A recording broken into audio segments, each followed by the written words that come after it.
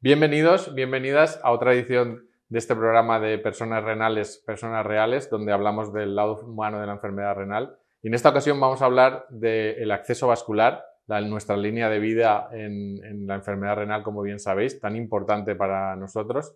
Y por supuesto nos podéis seguir, como siempre, en nuestro canal de Alcer TV en YouTube, tanto en directo como cuando queráis acceder a él.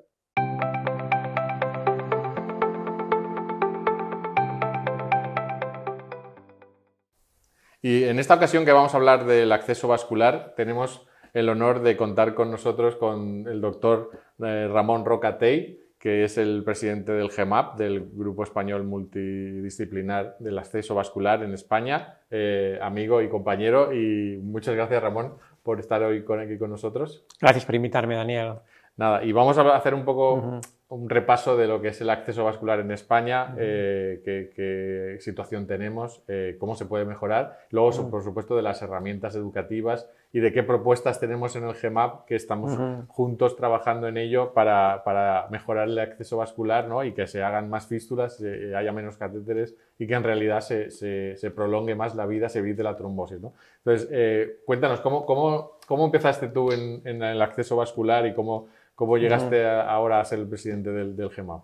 Bueno, ya de residente, digamos, me gustaba este tema, hemodiálisis, el acceso vascular, que es importantísimo para el tratamiento con hemodiálisis, porque aunque tengamos máquinas muy modernas de tercera generación, que casi prácticamente van solas, que tengamos profesionales, tanto médicos como de enfermería de top 10, si no hay un acceso vascular bueno, todo lo demás no sirve para nada. Eso es importantísimo. Antes de seguir, te he dado las gracias, Daniel, por la invitación, y además te voy a dar las gracias, supongo que este tema saldrá más adelante, por el premio que he dado a Alcer al GEMAP referente al Manual del Acceso Vascular para personas con enfermedad renal, que después supongo que hablaremos un poco de ello. Pues ya de residente me gustó ese tema, ya empecé la primera publicación de acceso vascular en el año 1992, cuando estaba en el Hospital Vallebrón, terminando la residencia, que hice allí de Barcelona. Ya hice la primera, digamos, publicación escrita sobre acceso vascular y he seguido con este tema. Ya en el año 2008 entré ya como coordinador del grupo de trabajo de la Sociedad Española y Catalana de Nefrología, en el mismo año de las dos, sustituyendo al español Autor Rodríguez, que estaba en vías de jubilación, con Antonio Rodríguez, que era el coordinador anterior. Y bueno, a partir del grupo de trabajo de la Sociedad Española de Nefrología, empecé yo la primera reunión con nefrólogos, había radiólogos intervencionistas y había también cirujano vascular. Entonces, posteriormente se fueron añadiendo enfermería de diálisis y formamos un grupo de trabajo multidisciplinar dentro de la Sociedad Española de Nefrología. Esto fue creciendo, los miembros se multiplicaron de forma exponencial, creo que éramos ya 50 personas, a la mayor parte de nefrólogos, y entonces llegó el tema de actualizar o renovar la guía clínica española. Y entonces esto ya cogió envergadura. La guía clínica española del año 2017, que está publicada, que es una guía importantísima, hecha con el sistema GRADE. Eso significa que no es un documento de consenso ni una reunión de amigos, sino que es una guía clínica hecha de forma seria. Total, que entonces ya empezamos a tener ya esta guía clínica está hecha con el soporte de 5 sociedades científicas españolas: cirugía vascular, nefrología, enfermería de diálisis, enfermedades infecciosas y radiología intervencionista. Y empezamos a coger ya un número crítico de personas, profesionales vinculados al acceso vascular. Y resumiendo mucho, decidimos hacer una sociedad científica en abril de 2019, en una reunión de Pablo del Vicario, Ciudad Real, que se constituyó la sociedad científica del Grupo Español Multidisciplinar del Acceso Vascular. La recuerdo, la reunión. No, yo he sido revisor de este, como sabes, de esas guías clínicas. Correcto. Y a partir de ahí, pues, cuéntanos, para que lo entienda un poco la gente que nos está viendo, ¿por qué es mejor hacerse diálisis con una fístula que con un catéter? En general, yo creo que más del 90% de las personas con enfermedad renal, el mejor acceso vascular es la fístula arteriovenosa, porque tiene menos complicaciones y la supervivencia es superior que los otros tipos de acceso vascular. Hay menor recirculación, ¿no? Correcto, hay 3 tipos de acceso vascular, la fístula nativa, la fístula protésica y el catéter venoso central. El catéter hay que evitarlo casi siempre. ¿Por qué? Porque da más complicaciones y aumenta la tasa de morbimortalidad. Más infecciones. Correcto, más infecciones y más disfunción, y se ha visto que aumenta la mortalidad. Una persona con enfermedad renal que empiece diálisis con la misma edad y la misma comorbilidad, que empiece hemodiálisis por fístula o por catéter, la persona que empieza por fístula a tratamiento de hemodiálisis tiene una mayor supervivencia que el que empieza por catéter. Eso está demostrado.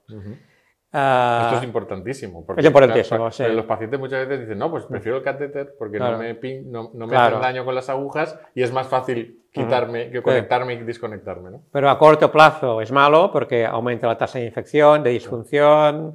Por ejemplo, en caso de disfunción hay que poner tratamiento trombolítico neuroquinasa, porque tiene que hacer diálisis extras, o en caso de infección puede haber una sepsis. Una sepsis y riesgo vital importantísimo. Sí. ¿Qué más quería comentar al respecto? Y la fístula nativa en este caso es la mejor opción sin duda, en la mayoría de las personas. Cabe mencionar que hemos pasado de una iniciativa Fistula First que había sobre todo en Estados Unidos, la fístula primero, esto ha evolucionado a lo largo de los años con el catéter al final, y ahora es el paciente primero. O sea, el paciente es el centro del cuidado de los profesionales que estamos tratados con hemodiálisis, que estamos a su lado, cogidos de la mano para cuidarlos al máximo posible. Entonces, hemos visto de que hay pacientes de que la fístula no es la primera opción. Por ejemplo, pacientes jóvenes que se van a trasplantar a corto plazo, que han entrado en hemodiálisis por un problema intercurrente, pero que ha tenido el donante vivo preparado. Sí. No tiene sentido efectuar una fístula arteriovenosa nativa. Claro. A lo mejor un catéter tonalizado pues se va a trasplantar dentro de poco. O todo lo contrario, pacientes que tienen una cardiopatía severa, que hacer la fístula implica una sobrecarga hemodinámica, no está indicado hacer una fístula en ese tipo de pacientes, sino hay que entrarlas por un catéter venoso tonalizado y hacer un control del corazón al cabo de X meses para ver si ha mejorado, y entonces hacerles la fístula. Pero estos son casi concretos, son casos excepciones. Correcto, son excepciones, casos concretos. La mayoría de pacientes se beneficiarían de una fístula arteriovenosa nativa para empezar hemodiálisis. No solo por la supervivencia o por la buena calidad de la diálisis, también luego pues el catéter para convivir con él o para hacer vida con él, no puedes bañarte igual, no puedes ducharte igual. Sin embargo, una fístula se cierra y ahí puedes hacer una vida prácticamente normal, bueno, teniendo cuidados por supuesto y no cogiendo peso, pero esto es lo que queremos, que la calidad de vida también mejore, ¿no? Totalmente de acuerdo, sí, mejora sin duda, sí. Vale, entonces, hicisteis las guías las guías clínicas de acceso vascular para profesionales que han tenido una repercusión enorme en todo el mundo, han sido publicadas en un montón de revistas internacionales y a raíz de esas guías clínicas surgió la idea, ¿no?, de hacer un manual de acceso vascular para personas, o sea, para los pacientes, ¿no? Sí, señor. Y a partir de esa idea que trabajamos juntos en hacerla con lenguaje coloquial, con fotos, y que vamos a imprimir bueno, que lo tienes aquí si lo quieres enseñar el manual. Simplemente la hemos impreso para que los 25.000 personas que están en hemodiálisis en España pues tengan un ejemplar y que sean conscientes de la importancia del acceso vascular, que muchas veces se habla poco, ¿no? ¿Por qué crees que no hacemos suficientes fístulas en España o no se reparan a tiempo? Bueno, es una buena pregunta. Son cosas distintas. Bueno, hablando del manual en primer lugar, pues fue idea de Antonio Tombas, el presidente de ADER, que tuvo esta idea. ¿Por qué no hacéis esto, la adaptación de la guía clínica española a la persona con enfermedad renal? Y bueno, sí, es una buena idea. Y el GEMAP se puso en marcha, porque la guía clínica también es fruto del trabajo del GEMAP. Se puso en marcha con este nuevo proyecto que nos ilusionó mucho a todos. Han participado 25 profesionales de forma multidisciplinar, esto es muy importante, tanto nefrólogos como enfermeras de diálisis, como, digamos, cirujanos, vasculares, radiointervencionistas, especialistas infecciosas y personas con enfermedad renal. Correcto. Eso es muy importante. Y está claro que la persona con enfermedad renal, eso quería decirlo antes, es el centro de nuestra atención y de nuestros cuidados. Es importantísimo no perderlo de vista. Entonces, lo que hicimos fue ponerlos en el lado de la persona con enfermedad renal, adaptar las recomendaciones más importantes de la guía clínica española y ponerlos en el otro lado, digamos, en el otro lado de la mesa, para ponernos en un sitio hacer una transformación como tipo Marlon Brando del actor estudio. De cómo recibe la información. Sí, y ponerse qué me gustaría a mí saber y cómo me lo explicaran para que lo entendiera. Y no ha sido fácil, un trabajo ha sido de 2 años, que han trabajado, ya digo, 25 profesionales de toda España. Durante la pandemia, además. También, sí. Y ha sido con fotos, ¿no? Con lenguaje coloquial. Exacto. Y también tiene vídeos. Sí, señor, esto es muy importante. Sí. Aparte de mucha iconografía, mucha fotografía, mucha imagen que te entra por la vista, la persona puede acceder a la página web del GEMAP. Y allí hay vídeos muy cortos y son muy didácticos. Sí, porque esta versión también está en digital, por supuesto, que está en la página del GEMAP y en la de Alced, que se puede descargar tanto la versión completa como la versión abreviada. Cierto. Entonces, la pregunta que me decías antes, Daniel, ¿por qué no se hacen las suficientes fístulas en España? Yo creo que hay que dar un empujón desde el punto de vista de la administración. Vamos a ver, tiene que ser conscientes de que es muy importante que la persona con enfermedad renal entre con el mejor acceso vascular posible, que sería la fístula en este caso. Y no puede ser, por ejemplo, en mi comunidad autónoma, Cataluña, hay centros que tienen un porcentaje muy bajo de catéteres y otros muy alto. Y no puede ser. Tenemos que terminar con esta inercia de búsquete la vida. Alguien tiene que programar y planificar cosas y que garantizar que el paciente que se ve en la consulta ERCA, que es otra cosa que quería comentar, es muy importante que todos los hospitales con servicios de nefrología tengan una consulta ERCA específica, que no todos lo tienen. Eso es verdad. Esto es importantísimo. Y que además se certifiquen en la cerca de certificación de calidad de la SED, ¿no? Correcto. Y es importantísimo que tengan esta consulta ERCA, que en mi hospital la llevo yo personalmente, y más del 90%, y empiezan programa de hemodiálisis por fístula nativa madura. Claro, es que es inaceptable que una persona que está en ERCA, que sabes que va a hacer hemodiálisis, que luego le pongan un catéter cuando han tenido años o meses para programarla, ¿no? Correcto. Hay algunos casos concretos que hay problemas intercurrentes y son inevitables, pero en general la mayor parte, más del 85-90% de este tipo de pacientes, tienen que entrar por una fístula madura, sin duda. Vale. Y a raíz de esto, pues también estamos en ello, ¿no? Para la creación de un protocolo, ¿no? que sirva pues, para que tanto la Sociedad Española de Directivos en Salud como todo el GEMAP y los pacientes nos pongamos de acuerdo en un código fístula en el que sea posible, ¿no? Pues que cualquier paciente que lo necesite, tanto para repararla como para crearla, tenga disponible una fístula arteriovenosa en España. Correcto. En ello estamos, ¿no? Pues sí, puedo hablar de esto rápidamente. Sí. Se va a presentar ese protocolo código fístula en el próximo congreso del GEMAP, que será la semana próxima, y también el congreso de la Federación Nacional de Alcer, que también será la semana que viene. Las jornadas nacionales lo vamos a hablar de ellos. Correcto, entonces hablaremos de esto, del código fístula, que estamos enfocados para las complicaciones agudas, más que la creación de la fístula arteriovenosa, que sería sobre todo la trombosis, que es la más frecuente, pero también estenosis críticas, que el profesional se da cuenta que la trombosis será inminente, o bien, afortunadamente es poco frecuente, sangrados por la fístula arteriovenosa, que ponen en riesgo la vida de la persona con enfermedad renal. Sí, para el que no sepa, bueno, el código fístula es una idea como el código ictus, ¿no? Que se pone en marcha un protocolo de urgencia para que todos los profesionales que estén involucrados en esta reparación, ¿no? Urgente, pues que sean capaces de llevarla a cabo y que sea efectiva en 2 o 3 días, o sea, como máximo, ¿no? Correcto. Sería 48 horas al tiempo para el rescate, lo que se recomienda la guía clínica española, y sobre todo intentar que la aproximación de hemodiálisis se haga por la fístula rescatada y evitar el catéter. Este es el objetivo principal. Claro. No, esto es importantísimo porque ahora mismo también nos estamos encontrando con que hay fístulas que no se reparan porque no hay fecha en el quirófano o no hay la posibilidad de repararlas y se tiene que poner un catéter a este paciente dejando perder la fístula. Entonces, llega un momento que al final tenemos más catéteres que fístulas en las unidades de diálisis. Correcto, eso hay que evitarlo. Vamos a ver, la palabra clave es planificación. Claro. Les falta a alguien o a algunas personas que planifiquen. Y no puede ser de que los tengan los quirófanos ocupados para a limpiar, digamos, el acúmulo de varices que hay que operar y se bloquea el quirófano para no rescatar una fístula trombosal. Esto no puede ser. Entonces, esto será importantísimo, activar el código fístula a nivel de toda España. ¿Cómo está ahora el protocolo? Bueno, hemos hecho 10 versiones del primer protocolo, conjuntamente con ADER y Alcer y el GEMAP, estado trabajando en ello y ahora hemos pasado el protocolo a las sociedades científicas implicadas en el cuidado de la persona con enfermedad renal. Sí, pero se lo están revisando. Para que lo avalen y nos digan bueno, sus propuestas o sus modificaciones. Correcto, que lo revisen y avalen. Ya lo ha revisado la SEN, que ya ha el visto bueno, la SEDEN también ha dado el visto bueno y falta el resto de sociedades científicas que están en ello. Sí. Sí.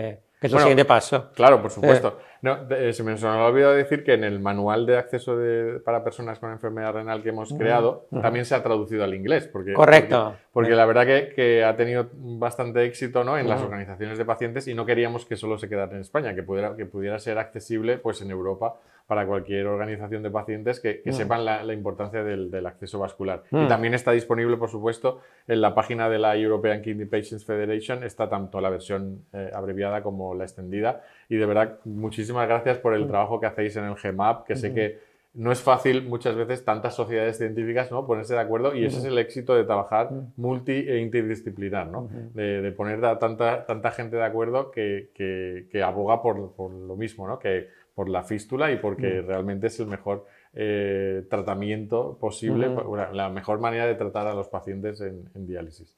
Y entonces, Ramón, ¿tú cómo ves ahora el futuro del acceso vascular en España? ¿Crees que vamos a conseguir estas cosas que estamos proponiendo? ¿Que realmente el paciente se involucre? ¿Que realmente los cirujanos vasculares, radiología intervencionista, que todos se involucren en este ámbito? Hay que hacer un pacto. Antes de entrar en el pacto, comenzar del manual. Ha estado avalado por 71 sociedades científicas, es verdad, tanto nacionales como internacionales, y más allá de Europa. Sí. O sea que hay un éxito sí, total. Al otro lado del charco. Exacto, y de Asia también, o sea, un éxito total, y se han subido a sus páginas web, se ha traducido a otros idiomas, aparte del inglés y el castellano, que es el original, aparte del inglés, a idiomas, yo creo que al polaco se ha traducido, creo que al francés, sueco, o sea, varios idiomas se ha traducido, manteniendo el copyright, este manual. Se necesita un pacto para solucionar este problema. Hay que terminar con esto. No puede ser de que cada unidad de hemodiálisis tenga que buscarse la vida para hacer las fístulas o repararlas. Hay que buscar un pacto nacional o entre consejerías de sanidad, de salud de las comunidades autónomas para solucionar este problema. Esto es muy importante. Sí, pues queríamos saber si por eso se disa, a lo mejor es importante ir luego cuando ya esté aprobado todo el código fístula, para que los directivos en salud, los gerentes, se pongan a planificar, como tú dices, pues esta reparación de las fístulas en tiempo y forma, que es lo que queremos. Y es verdad que si por catéter necesitaríamos más dosis de diálisis porque hay más recirculación, esto que a veces los pacientes no lo saben. Sí, la ecuación, la dosis de hemodiálisis, la calidad, para que se entienda bien, de la hemodiálisis es inferior, sin duda, cuando es una paciente, una persona con enfermedad renal se dializa por catéter en relación comparando con la fístula nativa o la fístula protésica, sin duda. ¿Y cómo veis el futuro en las terapias domiciliarias? ¿Es posible hacerlo con fístula o...? Es otro problema, que hay que llegar a un pacto. Claro. Vamos a ver, en la anterior charla se hablaba de trasplante renal. España es líder en trasplante renal, esto es importantísimo, que tiene un efecto negativo en las fístulas, que después hablaremos de esto, si no nos da tiempo. Claro. Y lo que comentaba es que, claro, lo que no puede ser, claro, y la mayor parte de personas con enfermedad renal prevalentes están tratados mediante un injerto renal en su casa. Es importantísimo. O sea, más del 50%. No sé en España cómo estará, pero yo creo que será 55-60%. Yo creo que casi llega al 60% de los pacientes prevalentes en tratamiento renal sustitutivo están en su casa, que es lo mejor. Entonces, en cambio, los pacientes que hacen tratados mediante diálisis no están en su casa. El porcentaje es muy bajo, tanto diálisis peritoneal como hemodiálisis domiciliaria. Y esto no puede ser. No puede seguir así. ¿Crees que el acceso vascular es una barrera para las opciones domiciliarias? No. Si alguien dice esto, es una excusa barata. Yo creo de que, la diálisis peritoneal no tiene acceso vascular. Yo creo que hay que, digamos, aumentar, hay que estimular que se incremente el número de personas tratadas con diálisis peritoneal, pero también hemodiálisis domiciliaria. Es importantísimo. No puede ser, esto lo revisé el año 2018, está publicado ahora en la revista Kidney 360, una revista de la Sociedad Americana de Nefrología. En 2018 creo que era inferior al 5 o 10 o 5% el porcentaje de personas prevalentes tratadas en su casa mediante diálisis. Sí, y esto no puede seguir así. En hemodiálisis domiciliaria yo creo que en España seremos 250 personas o algún número aproximado, ¿eh? O sea que vamos, está infrautilizado totalmente. Sin duda, esto hay que planificarlo. Volvemos a lo mismo. Alguien se tiene que poner las pilas y planificarlo. Además, hay desigualdad entre comunidades autónomas. En Cataluña, por problemas de financiación, etcétera, hay muy pocas personas tratadas mediante hemodiálisis domiciliaria en relación a otras comunidades autónomas. Vale. Esto no puede ser. Yo he nacido aquí y no tengo tan bien como otros sitios. Eso en las inequidades son esto hay que terminarlo rápidamente. Y también comentar de que el acceso vascular no tendría que ser una barrera, ni mucho menos. Hay varias formas de solucionarlo. Por ejemplo, aparte de que el propio paciente se tiene una fístula, se puncione o se conecte el catéter, a mí una persona puede hacerlo con un entrenamiento adecuado. Claro. O no hace falta que personal de enfermería que acuda a las casas. Puede haber técnicos, crear esta figura del técnico, o del ayudante, o del cuidador, o la figura intermedia. Pues soluciones hay para instaurar, para aumentar el pool de personas tratadas en su casa con hemodiálisis. Sí. No, lo que pasa es que yo lo que te comentaba del acceso vascular, que a veces es una barrera, porque los pacientes tienen mucho miedo a pincharse a sí mismos, ¿no? A la autopunción. Entonces, ¿tú crees que se promociona poco lo de la técnica del Hall, el button hole, pues o también se puede hacer en el centro, o solo es para casa? No. Incluso la punción a escalera en casa también, el button hole también, es cuestión de educación. Claro. Eso empieza en la consulta ERCA. Es importantísimo. Vuelvo a repetir, todos los servicios de nefrología de España tendrían que estar, digamos, tendrían una consulta ERCA. Y hablamos de trasplante renal en contra del tratamiento con hemodiálisis domiciliaria, de aumentarlo, está el tipo de paciente que se queda haciendo tratamiento con hemodiálisis, porque la mayoría de los pacientes jóvenes con poca morbilidad están en casa trasplantados. Claro. Entonces, queda un pool habitualmente, a no ser que sea por decisión del paciente, que no quiere trasplantarse, el pool de pacientes que no son candidatos a entrar en lista de espera de trasplante renal. Y estos habitualmente, si no son candidatos, significa que tampoco son candidatos a hacer una fístula arteriovenosa, muchos de ellos. Y por tanto, quizá estamos muriendo de éxito en este aspecto que hemos visto. Ahora lo publicaré dentro de poco con datos del registro catalán, que se ve claramente que a medida que aumenta la tasa de trasplante renal, que aumenta año por año, disminuye la tasa de fístula. Claro. Y esto lo hemos visto, hemos hecho un estudio comparativo con otros países, hemos visto lo mismo. Los países que trasplantan mucho tienen menos fístulas de formas prevalentes de hemodiálisis, cosa que es lógica. Claro. Y esto ajustado por centros, es muy importante. Por lo tanto, y también lo de hemodiálisis domiciliaria, también hay que tenerlo en cuenta, porque, claro, muchos de los pacientes no pueden dializarse en su casa, porque tienen limitaciones funcionales, etcétera, que impiden, o son muy añosos, que impiden que se haga la técnica en casa.Nosotros sabemos que las técnicas domiciliarias no son para todo el mundo, pero cuando les preguntamos a los pacientes, normalmente el 50% dicen que se irían a casa. Sin embargo, luego la realidad... Pero por eso te preguntaba si el acceso vascular podía ser alguna de las razones, pero hay algunos que están con catéter venoso central en casa. Correcto. O sea que tampoco eso es impedimento en absoluto. Con una asepsis y con un cuidado de la bacteriemia, al final se pueden realizar. Pues enhorabuena, Ramón, de verdad, por el premio de la Fundación Renal Alcer España al reconocimiento de este manual de acceso vascular para personas con enfermedad renal, que ha tenido tanta repercusión y que va a ser tan importante para las personas en diálisis. ¿Cómo ha recibido el GEMAP este premio que recogeréis en las jornadas nacionales de Alcer? Muy contentos. El objetivo principal de este manual es la persona con enfermedad renal.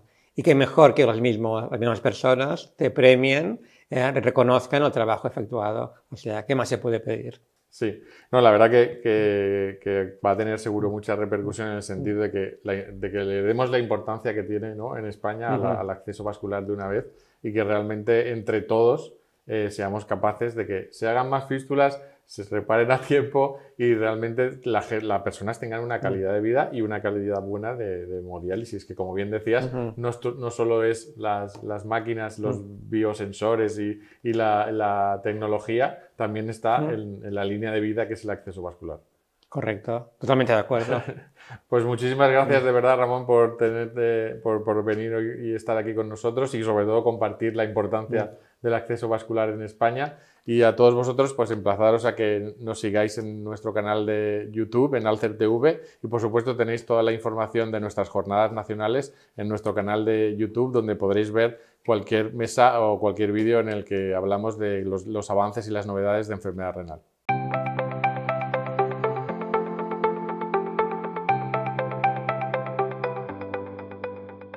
Continuamos con estas conversaciones y hoy contamos con la presencia de José Ibeas.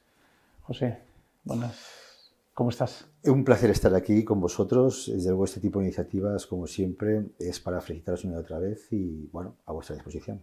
Oye, en estas conversaciones que tenemos de personas reales, personas renales, procuramos traer personas de distintos ámbitos para que nos cuenten cosas que siempre tienen atractivo y a veces, bueno, o están en boga o vienen cosas de futuro, ¿no? Yo quiero que me cuentes muchas cosas de las que haces tú, pero antes sí que me gustaría saber ¿quién es José Ibeas? Bueno, mira, para sintetizarte un poquitín mi perfil, yo soy nefrólogo, me dedico a la enfermedad renal y en particular los últimos años a la enfermedad crónica avanzada, diálisis y en este entorno en particular la parte de acceso vascular, ¿no? Y por otro lado, como a mí me gusta mucho la tecnología, los últimos avances en la que la tecnología puede participar, precisamente el avance de medicina, desde hace un tiempo me estoy dedicando pues, también a generación de dispositivos médicos y sobre todo al tema de inteligencia artificial. Y esto hace pues, que intentando combinar toda la parte de enfermedad renal crónica avanzada, acceso vascular, inteligencia artificial y últimas tecnologías, pues hemos podido generar en mi hospital lo que se llama el grupo de investigación en nefrología clínica intervencionista y computacional. Esto ha permitido avanzar mucho y sobre todo porque hemos involucrado pues, universidades en este proyecto y hace que pues, el beneficio que tengamos que por la posibilidad de proporcionarle al paciente se va reforzado por los últimos avances tecnológicos. Intervencionista y computacional. Suena peculiar cuando menos. ¿En qué consiste esto de intervencionista? La nefrología está claro. Intervencionista es porque todo lo que depende de los procedimientos asociados, invasivos o no invasivos a nefrología, es decir, colocación de catéteres, biopsia renal, colocación de catéter peritoneal, todo relacionado al acceso vascular son intervenciones. Entonces, esa parte de nefrología metemos la parte de intervencionismo.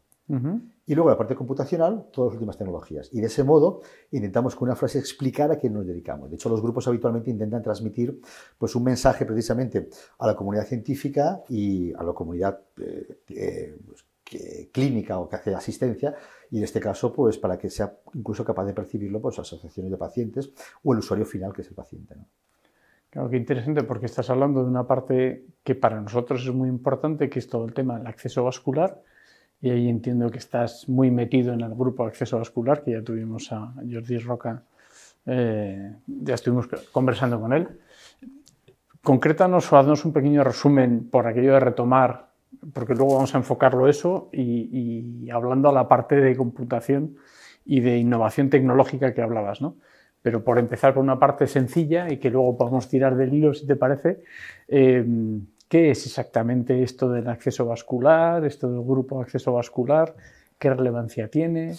Mira, para sintetizarlo un poco y para que podamos entenderlo todos bien, nosotros, cuando nuestros riñones están unidos al sistema vascular para precisamente limpiar la sangre y luego pues, bueno, pues ayudar a que el medio interno funcione, porque limpia la sangre es porque el riñón está conectado a la aorta y a la cava, que son los vasos sanguíneos principales que reciben la sangre y la devuelve. Claro, si yo ese riñón no me funciona, tengo que poner un riñón artificial. ¿El riñón artificial cómo lo conecto con el cuerpo humano? Un enchufe. Es un acceso a los vasos sanguíneos, un acceso vascular. Entonces, el conectar una máquina artificial al cuerpo sanguíneo mediante un acceso vascular a los vasos sanguíneos, pues supone una parte fundamental, importantísima, porque si no, no puede hacer que mi sangre pase por una máquina. Entonces, todo el mundo relacionado con el acceso vascular es terriblemente importante porque garantiza que los riñones artificiales funcionen de un modo adecuado porque toda la sangre entra y sale. Claro, a partir de aquí se ha generado un conocimiento que depende de los nefrólogos porque necesitamos que la máquina funcione muy bien, porque limpia bien la sangre. Pero hace falta reunirnos con cirujanos para que hagan bien los procesos quirúrgicos para crear un acceso vascular. Hace falta la colaboración de radiólogos intervencionistas o expertos en intervencionismo para que hagan que ese acceso vascular, el mantenimiento sea adecuado y para que cuando tenga un problema lo solucionen. Hace falta colaboración de enfermería, hace falta colaboración del paciente, hace falta colaboración de infectólogos. ¿Eso qué es? Es un equipo multidisciplinar que trabaja con el único enfoque de intentar que la sangre esté bien limpia. Evidentemente, en un país como este, en que el avance en trasplante y en diálisis es terriblemente importante, la pregunta es, ¿por qué no involucrar a los profesionales del acceso vascular de tal manera en que se beneficie toda la nefrología? Bueno, en este entorno, pues estamos colaborando activamente aquí desde España, tanto en sociedades internacionales como españolas, y fruto de todas estas colaboraciones hemos intentado generar en España lo que se llama el Grupo Multidisciplinar de Acceso Vascular, que hace que estas especialidades converjan con el único fin de que precisamente acceso vascular sea lo mejor que podamos hacer para que esté en las mejores condiciones para que el paciente se beneficie de ello. Esto lo hemos escalado a nivel europeo. He tenido la oportunidad de ser el presidente de la Sociedad Internacional de Acceso Vascular hasta hace poco, ahora que soy expresidente, y precisamente hemos intentado escalar todo esto que estamos haciendo precisamente en diferentes países a nivel mundial y en concreto a nivel europeo. Y quiere decir que queremos fundar, o se está haciendo ahora, redes de centros de investigación de acceso vascular, redes de centros de educación, redes de centros de registros, y con todo esto intentar crear la tormenta perfecta para generar datos, para hacer investigación, para que esa asistencia que lleva al paciente venga de esa investigación, para que el más beneficiado sea el paciente, pero todo eso con un paraguas internacional y que vaya a todas las sociedades científicas. En particular, precisamente el GEMAP es donde participa pues, en nuestro nivel nacional, ¿no? Claro, y aquí hablas, te iba a hacer me surgían dos preguntas. Uno, ¿cómo está España a nivel, comparado con otros países, a nivel internacional? Y la segunda es, ¿cómo casa todo el acceso vascular con la tecnología, con la inteligencia artificial, con el machine learning, con el big data? No sé cuál es el orden de preguntas correcto porque son dos cosas distintas. No, pero es lo mismo. Lo que estás contando está en la misma olla. Mira, el acceso vascular se caracteriza porque intervienen muchos profesionales y, por tanto, muchas variables, muchos datos. El acceso vascular, que es fácil de entender, que es una conexión a una máquina, es muy complejo a la hora de abordar, tanto de interpretar cuando se crea por qué algunos van y otros no van, y cuando se hace el seguimiento, cómo predecir que va a ir mal, porque si no va a haber acceso vascular, la calidad de la diálisis puede bajar, me hace falta catéteres, puede tener infecciones, complicaciones. Entonces, para todo esto hace falta muchísimo conocimiento. Por lo tanto, en ese entorno, como te decía, en el GEMAP hemos intentado involucrar a muchos profesionales y conocimiento, adaptarlo a las circunstancias, y por eso hemos generado unas guías potentísimas y que son referencias a nivel mundial para dar una directriz de funcionamiento, y están funcionando muy bien. Y en esas guías habéis colaborado vosotros con enorme orgullo. Y por otro lado, hace falta darnos cuenta de que no podemos ser ajenos a los avances tecnológicos. Fíjate que la tecnología, la inteligencia artificial ha llegado a la industria y está funcionando a todo trapo. Lo que es Google, lo que es Netflix, lo que es la toma de decisiones industriales en los procesos asociados a técnicas industriales, va a todo trapo.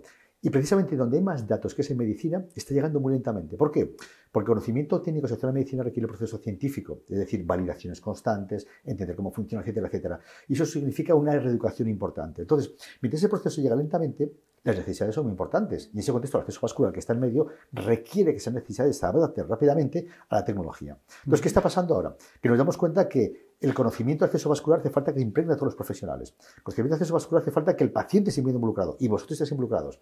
Pero lo más importante que la tercera pata es que la inteligencia artificial y este conocimiento de las técnicas tiene que ser capaz de absorber todos los datos que generamos a nivel médico, saber procesarlos y hacer que al final se generen sistemas de soporte a la decisión, que son herramientas electrónicas, herramientas informáticas, que hacen que encima de la mesa tengas un sistema que te va a decir, mira, ese acceso vascular va a ir bien o va a ir mal, con todos los datos que he sacado de los registros electrónicos, de máquinas de diálisis, etcétera, etcétera. Eso que te estoy hablando es una situación hipotética, de futuro. Es como querremos trabajar en el futuro. Pero claro, si te estoy diciendo que lo que se trabaja en industria, quiero que pase en torno al acceso vascular, quiere decir que tengo que preparar que los datos sean capaces de ser absorbidos con facilidad. Tengo que hacer que la inteligencia artificial sea capaz de entrarse con esos datos. Y lo más importante, tengo que ser capaz de entrenar precisamente a todos los médicos y precisamente educar al paciente para que esa herramienta sea muy rentable y que precisamente redunde el beneficio de todos. ¿Cómo se educa a un profesional y cómo se educa a un paciente en estas cosas? Esa es la pregunta del millón. Y de hecho es una pregunta que me alegra que me la hagas, porque es precisamente las inquietudes que tenemos. Nos damos cuenta de que cuando te dedicas a esto, te das cuenta que el profesional que tienes al otro lado, por muy bueno que sea, le falta esa parte de conocimiento. Hay un grupo que nos hemos dedicado precisamente a preocuparnos por esto y nos hemos dado cuenta que ese conocimiento es necesario. De hecho, y eso fue un reto personal, yo hice hace unos años un posgrado de inteligencia artificial en la Autónoma y con los ingenieros que estamos trabajando en la Autónoma, de hecho hemos generado una unidad mixta entre mi grupo de investigación y la Escuela de Ingeniería de la Autónoma de Barcelona. Hemos generado precisamente por esta falta de conocimiento que hay en el entorno clínico, que hay muchísimo en la parte de ingeniería, pero falta en clínico, hemos generado un máster en inteligencia artificial. Un máster, de hecho, codirigimos entre nosotros y la Escuela de Ingeniería, un máster dedicado a clínicos, exclusivamente a clínicos, a a veterinarios, a gente que se dedica, a enfermeros, a gente que se dedica a manejo clínico y que no tiene conocimiento de inteligencia artificial. Y de hecho este máster que ahora tiene un notable éxito, que ahora empezamos la tercera edición, nos ha hecho confirmar que precisamente esta necesidad existe. Y la pregunta, y este feedback lo tenemos de los clínicos, dice, oye, nos estamos dando cuenta que nuestro conocimiento no llegaba precisamente a rentabilizarse porque no teníamos estas herramientas, que las podemos utilizar con facilidad y funciona. Entonces, la siguiente pregunta, que es tan importante o más, es ¿cómo hacemos participar al paciente? Claro, porque el paciente, cuando esté sentado delante del profesional, se dará cuenta que hay un profesional, un médico, que hay una enfermera y que hay una máquina. El médico mira la máquina, el que decide es el médico, pero esa máquina, con todos los datos que ha generado, con los datos que coge la historia clínica, hace un entrenamiento de los algoritmos y te dice, este paciente va a ir mejor de lo que usted se imagina, doctor, o este paciente va a ir peor de lo que usted imagina. Por tanto, el doctor va a mejor modificar su opinión en función de la máquina. Entonces, el médico al final modifica la opinión suya en un sentido u en otro. Pero el paciente, ¿cómo percibe eso? Claro. De que una máquina influye aunque el médico perciba. Claro, estos son un montón de preguntas que no tenemos respuesta. Ahora, lo que sí que tenemos muy claro es que la dirección adecuada para responder a estas preguntas es hacer participar al paciente. Cuando hay me surge una pregunta porque en algún foro se ha valorado mucho la importancia de que haya técnicos en el ámbito no sé si la palabra adecuada es captación de la información o el manejo de la información, que probablemente sea mucho más adecuado.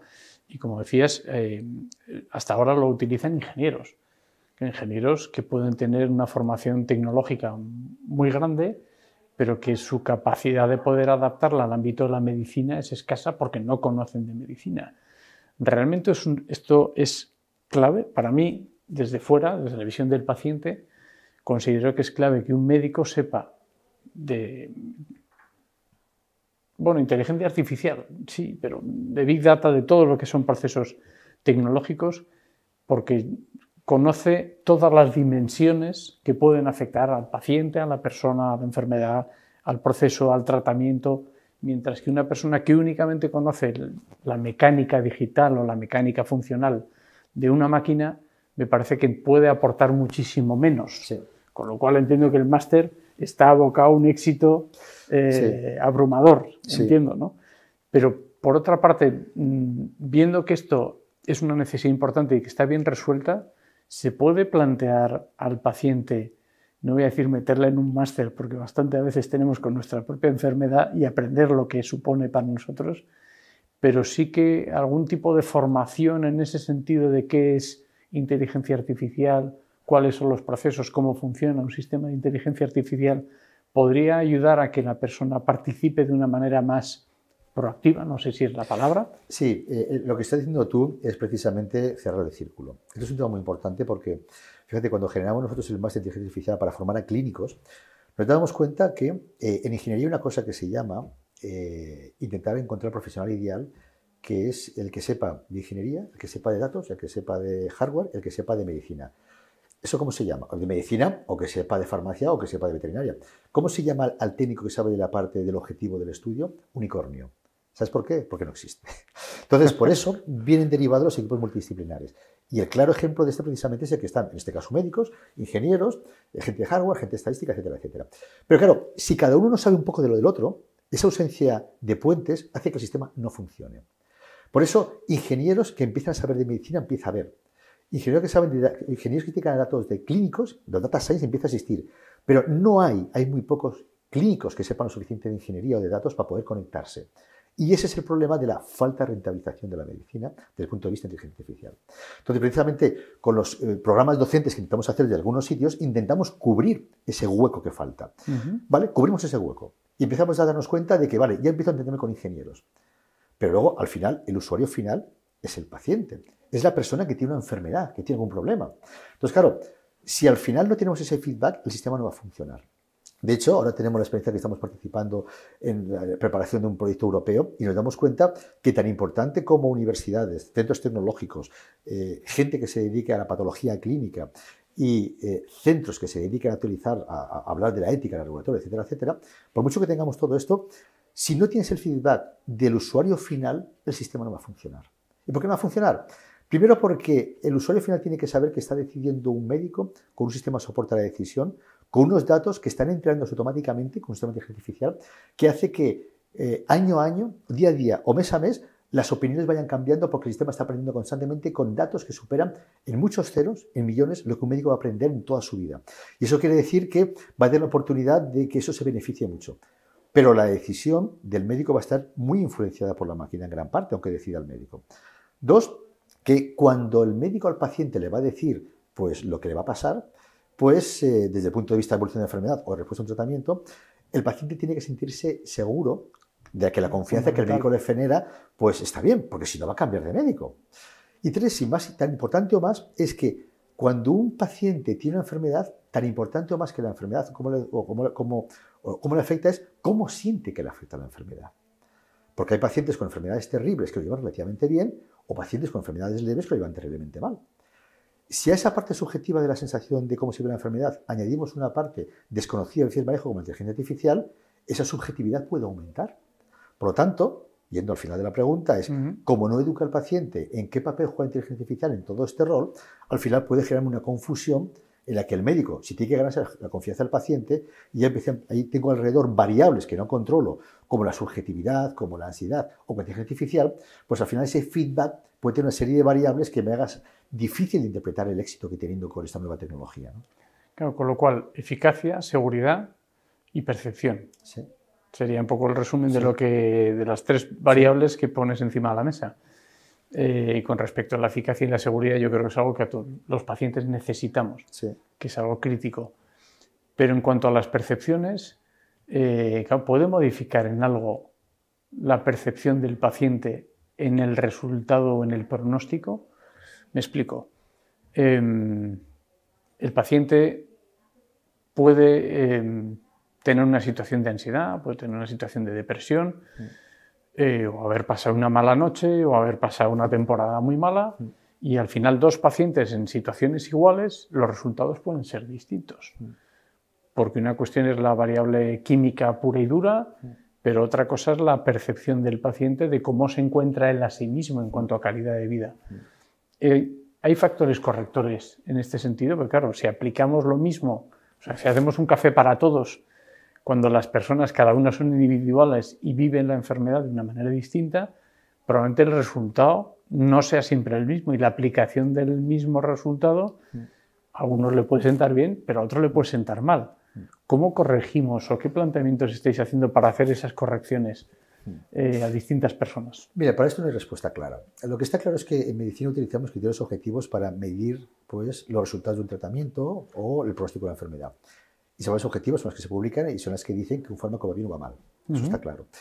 Pero por otro lado están los índices de calidad de vida o son la sensación de que la repercusión del tratamiento hace que un paciente viva mejor, ¿no? Eso también existen muchas escalas que te ayudan a decirte que la repercusión funcional, la repercusión en el modo de vivir del paciente, pues está claro pues, que ha mejorado o no por lo otro, ¿no? Por lo que ha hecho por él. Pero el tercer punto, que es muy difícil de medir, que es la sensación, la percepción de cómo, de cada persona, de cómo evoluciona la enfermedad, etcétera, etcétera.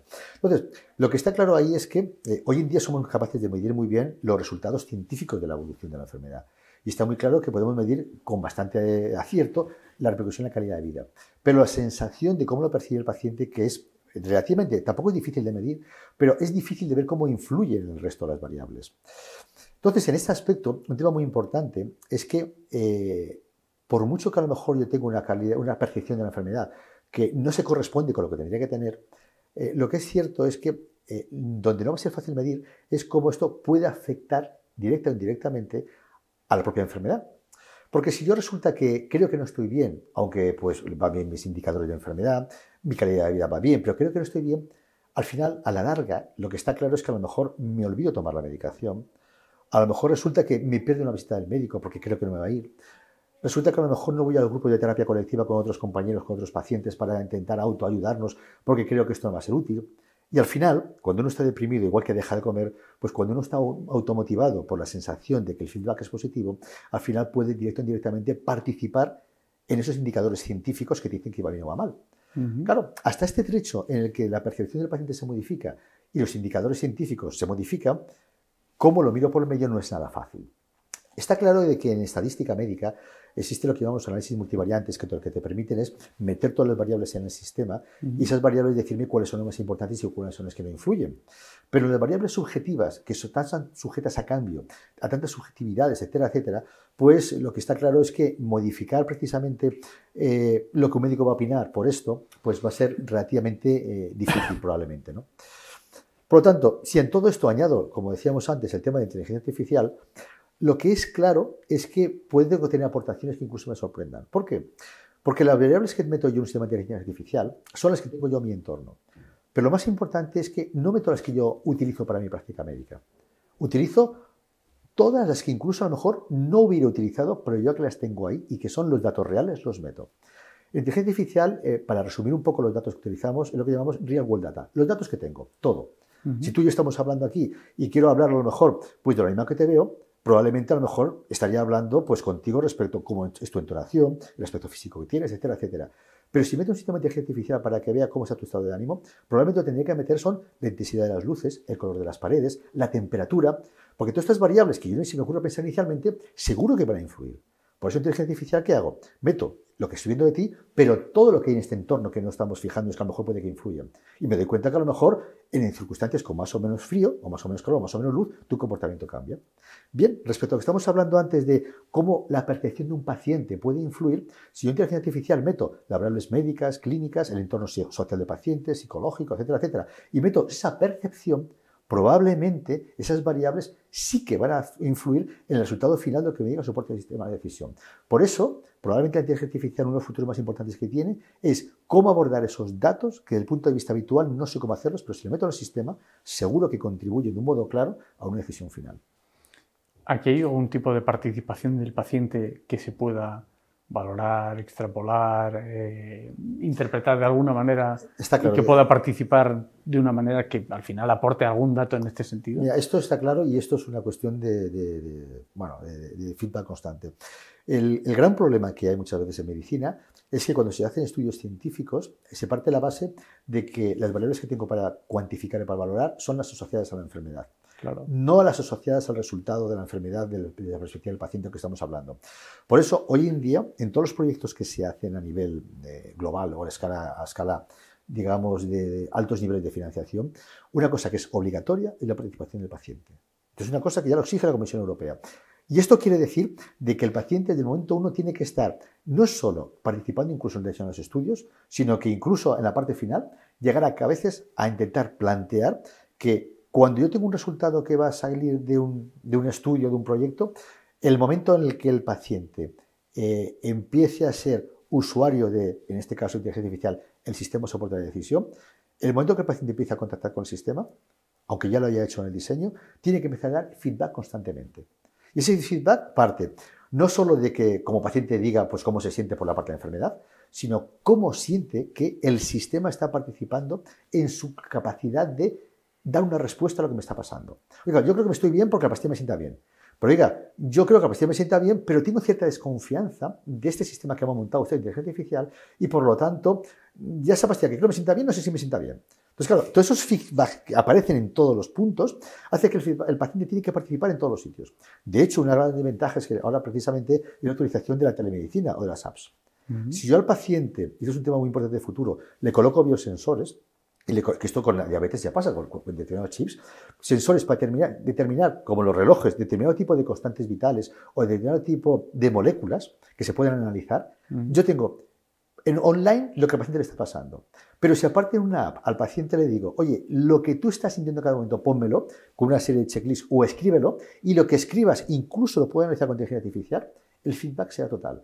Y ahí es cuando el clínico o el ingeniero tendremos el feedback real, físico del paciente y emocional del paciente. Y en ese momento tendremos todas las herramientas, no para hacerlo perfecto, pero sí para ir avanzando para hacerlo lo mejor posible. Claro, esto suena muy avanzada la investigación, pero ¿puede participar en algún momento en el diseño? Y tanto. Porque quiero decir, no es lo mismo la participación contando con lo que el paciente quiere que salga, entre comillas, quiere que salga como resultado, o que pueda influir en su resultado, claro, o lo que decida un profesional, ¿no? De hecho, al paciente, cuando hace ese tipo de estudios, dice, oye, yo he hecho esta escala de valores que yo te voy a preguntar, ¿cuál falta aquí?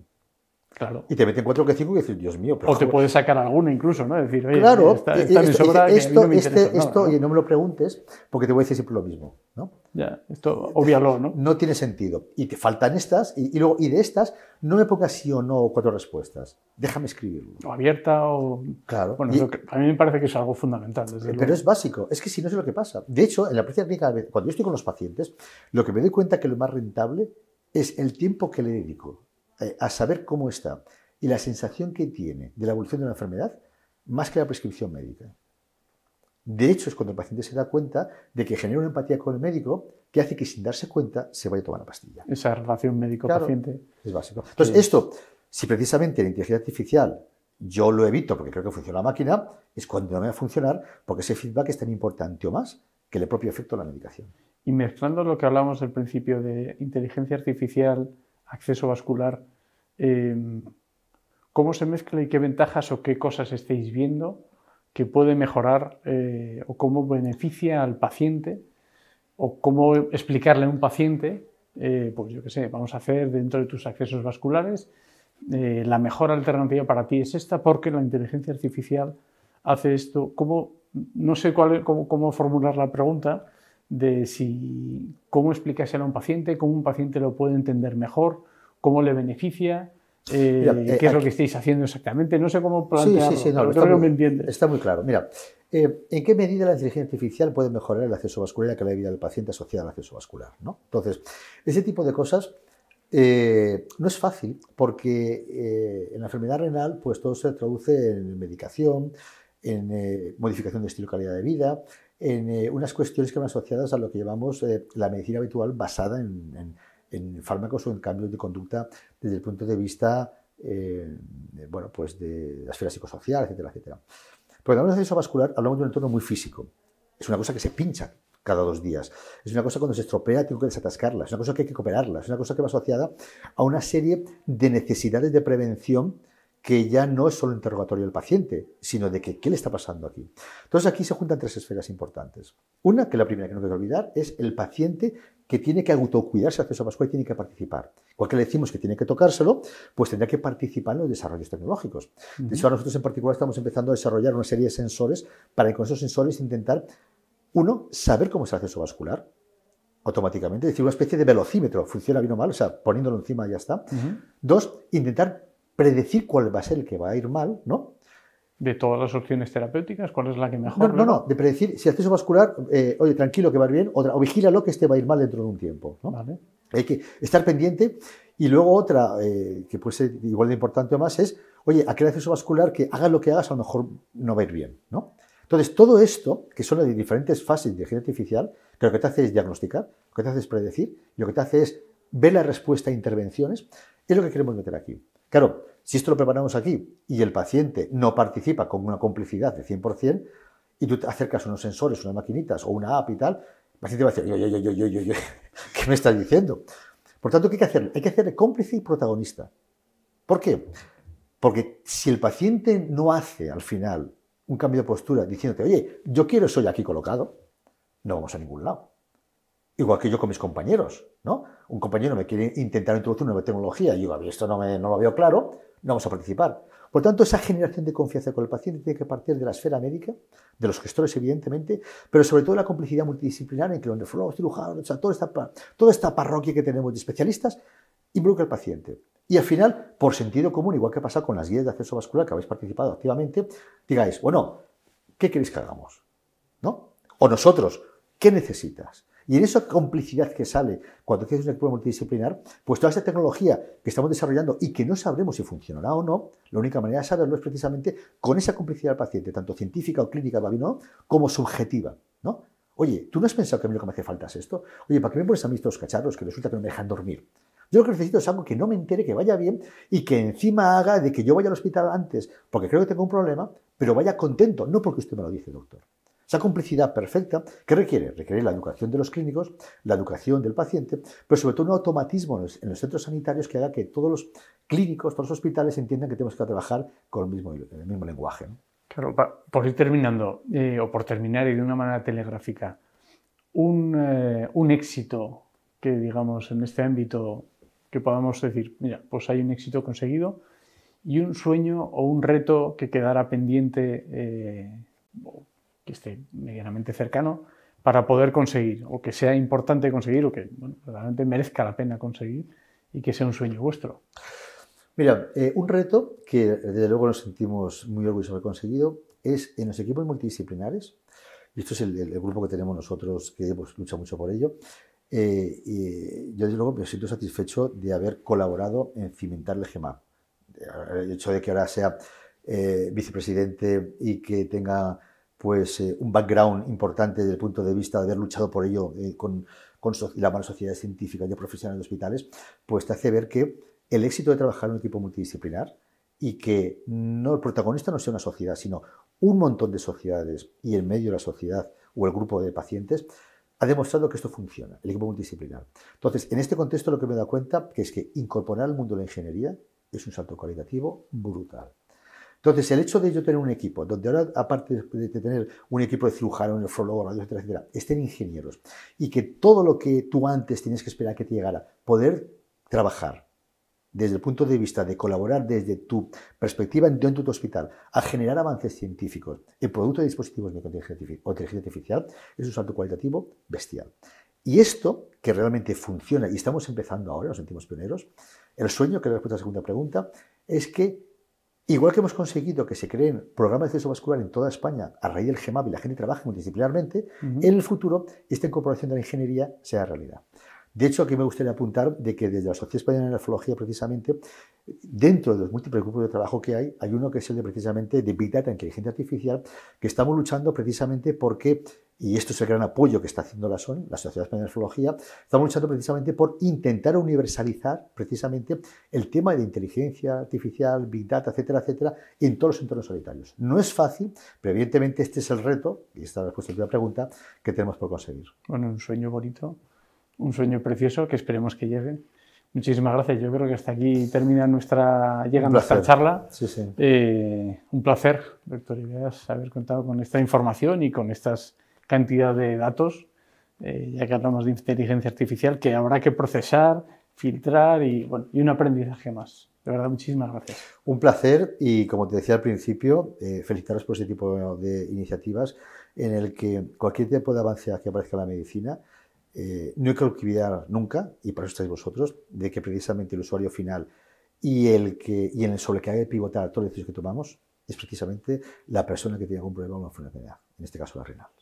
Coincido 100%, como no podría ser de otra manera. El protagonista de la enfermedad siempre es el paciente y creo que es al que hay que darle voz y creo que lo hacéis de una manera magnífica. Muchísimas gracias. A vosotros.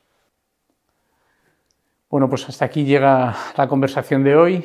Tenéis un montón de vídeos en nuestro canal de Alcer TV y habrá más en el futuro, esperemos que sea así, todos relacionados evidentemente con la enfermedad renal, con las necesidades y los problemas que nos seguís trasladando y que seguimos recopilando. Y tenéis todos los canales de la Federación a vuestra disposición para que podáis encauzarnos vuestras preguntas, vuestras dudas, inquietudes y podemos buscar la manera de haceros llegar unas respuestas que os den valor añadido y os den una satisfacción a esas necesidades que tenéis. Hasta entonces, nos vemos. Muchísimas gracias por seguirnos. Amigos y amigas de Alcer, quiero felicitaros por vuestro 45 aniversario. Casi medio siglo de lucha y de trabajo en favor de las personas con enfermedad renal. Sois un ejemplo de lo que es capaz de hacer la sociedad civil organizada en favor de los derechos de las personas con discapacidad. Gracias a vuestro trabajo, las personas con enfermedad renal hoy tienen una calidad de vida mucho mayor que la que podían tener hace 45 años atrás. Todavía quedan conquistas por alcanzar y desde COCENFE avanzaremos conjuntamente en el diseño de medidas que permitan a las personas con enfermedad renal vivir su vida en igualdad de condiciones. Muchas felicidades y enhorabuena por todo lo que habéis conseguido. Queridos amigos de Alcer, os queríamos felicitar por vuestro 45 aniversario, pero más que por el cumpleaños, lo que queremos transmitir es nuestra felicitación por la labor que hacéis día a día por y para nuestros pacientes. Muchísimas felicidades y muchísimas gracias. Desde la Sociedad Española de Enfermería Nefrológica y yo como su presidente, queremos daros la enhorabuena por estos 40 años de apoyo y lucha por los derechos de las personas con enfermedad renal.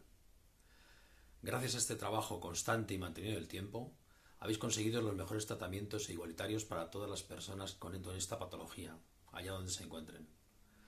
Desde la hemodiálisis, pasando por la diálisis peritoneal y los tratamientos domiciliarios. Y, por supuesto, el trasplante, del que fuisteis parte muy activa. Todo ello, junto con el apoyo social que habéis conseguido tejer en estos años, ha propiciado una mejor calidad de vida para las personas con enfermedad renal. Felicidades de todo corazón de parte de toda la enfermería nefrológica, que siempre, siempre nos tendréis a vuestro lado. Hola, soy Beatriz Domínguez Gil, la directora de la Organización Nacional de Trasplantes, y a través de este vídeo y en representación de toda la ONT y de todo el sistema español de donación y trasplante, queremos sumarnos a esa felicitación a Alcer por su 45 aniversario.